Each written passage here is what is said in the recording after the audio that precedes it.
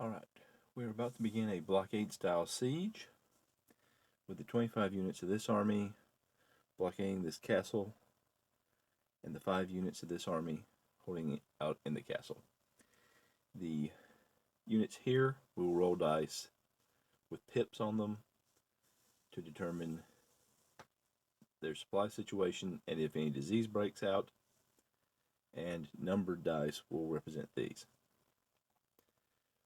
As long as the total number of the supply dice is equal to or greater than the number of units they're in supply, otherwise units will be diminished due to starvation. Once disease breaks out, they will begin diminishing units as well. The disease dice for this group is going to be yellow dice, and the disease dice for this group will be smaller dice than the supply dice. Once disease breaks out, there are 2 disease dice for each group. A third will be added once disease actually breaks out. A 1 indicates units becoming infected and sick, and 1s for the supply dice will remove that die from the total. The units in the castle have 5 additional supply die that they can add as they lose some, representing food that is stored up there.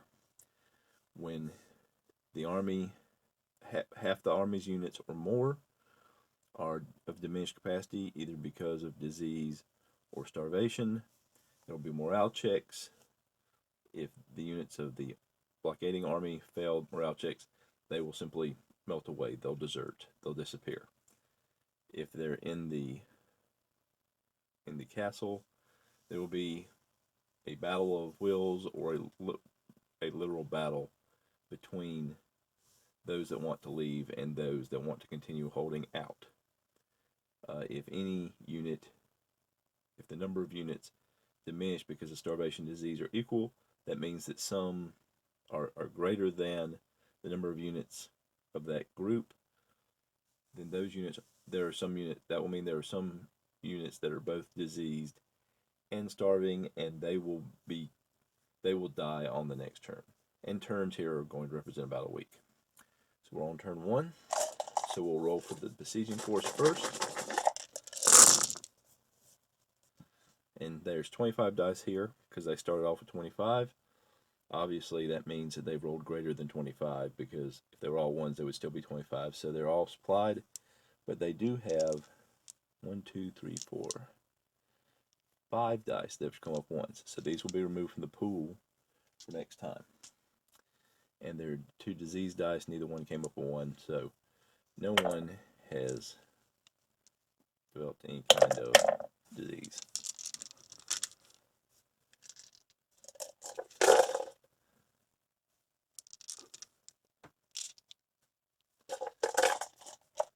And now the defending force.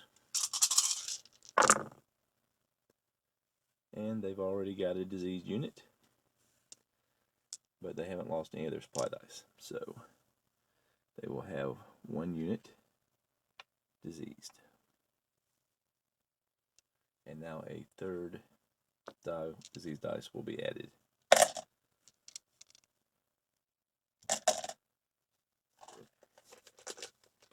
Hope I shouldn't have done that.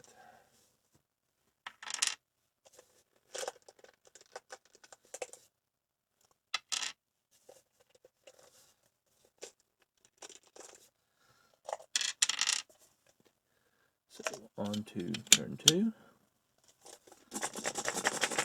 Besieging force. Pull that again.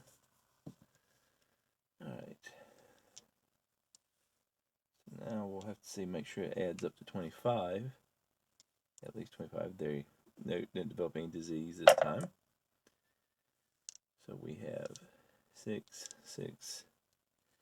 That's 24. So they have more than 25, so they are still supplied, but they are losing 5 more supply dice.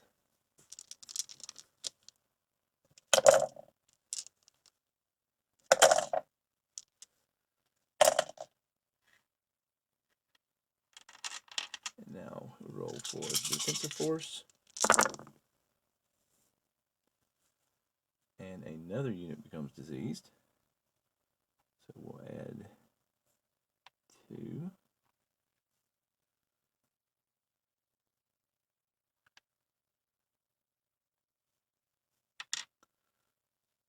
And they have adequate supplies and did not lose any supply dice. They're doing well with supplies, but poor on disease. So turn 3.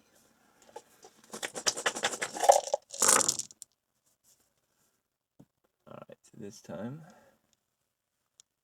they still no disease in the besieging force. They're staying healthy. They've lost 3 more supply dice. Let's see, we've got 10, 20, 25. So they're still well supplied. So their supplies are starting to run out, but no one is starving yet. And now the defending force. And this time they have 3 supply dice run out. But no additional disease, so that's good for them. So now they'll have to dig into their extra supplies to maintain their supply dice.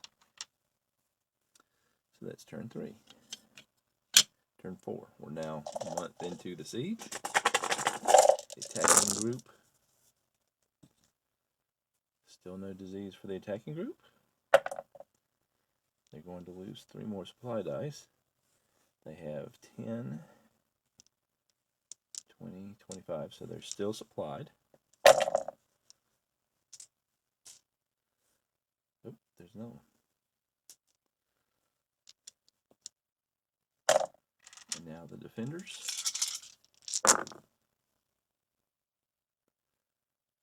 They lose another die, and they are an additional diseased unit. So they'll have to dig into their extra supply again to continue to be at maximum supply available.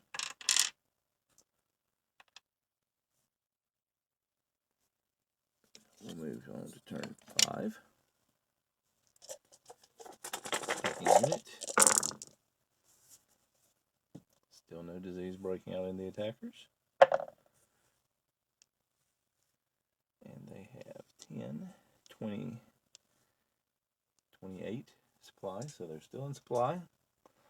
Supplies are starting to run thinner though. Now the defending force. Another diseased unit. Ooh, and last time I should have started rolling morale checks for them because they were more than half diseased. So let's roll morale checks for the last turn. And only 1 failed morale, but so nothing happens. This time they have 4. And they all failed morale. So now we will have a little battle to see who wins here. So the white die will be for the unit that didn't fail morale. The others will be the ones that failed morale.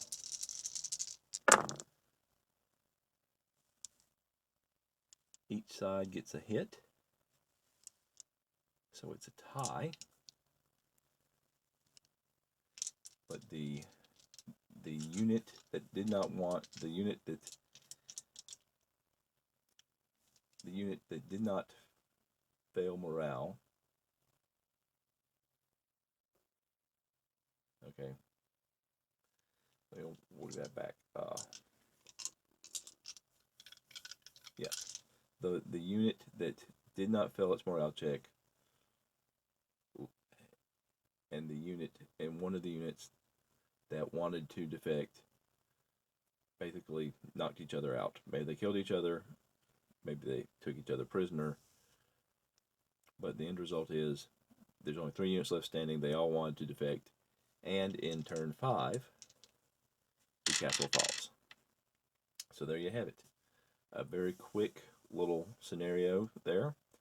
The The besieging army was losing supplies quite well, but they still had just enough to eat, just enough water, and they had kept themselves healthy.